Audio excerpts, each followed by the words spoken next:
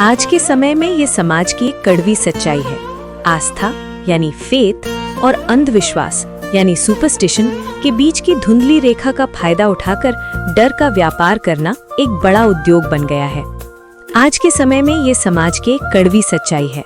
लोग आस्था को अंधविश्वास से जोड़कर फायदा उठाते हैं। नंबर 1, डर का व्यापार, द बिजनेस ऑफ फियर। ज्यादातर लोग धर्म के पास दो वजहों से जाते हैं, डर या लालच। ढोंगी लोग इसी का फायदा उठाते हैं। वे ग्रह नक्षत्रों का डर दिखाते हैं या पितृ दोष जैसी बातें कहकर डराते हैं।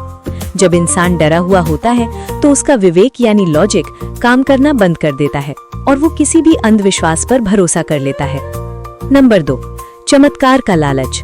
विज्ञान जहां मेहनत और समय की बात करता है, वहीं अंधविश्वास शॉर्टकट का वादा करता है।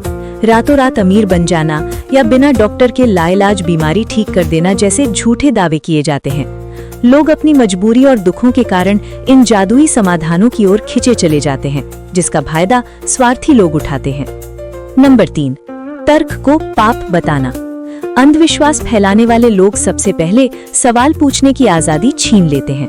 वे कहते हैं कि धर्म में तर्क नहीं किया जाता या सवाल पूछोगे तो भगवान नाराज हो जाएंगे, जबकि असलियत यह है कि उपनिषदों से लेकर बुद्ध तक हमारी संस्कृति में हमेशा सवाल पूछने यानी जिज्ञासा को सबसे ऊंचा स्थान दिया गया है।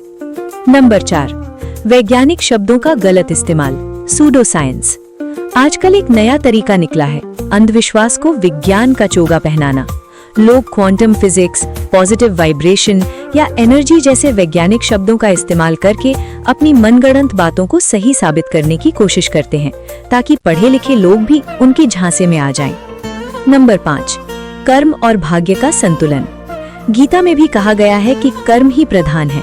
जो व्यक्ति कर्म छोड़कर केवल टोटकों पर निर्भर है, वो अंधविश्वास की राह पर है।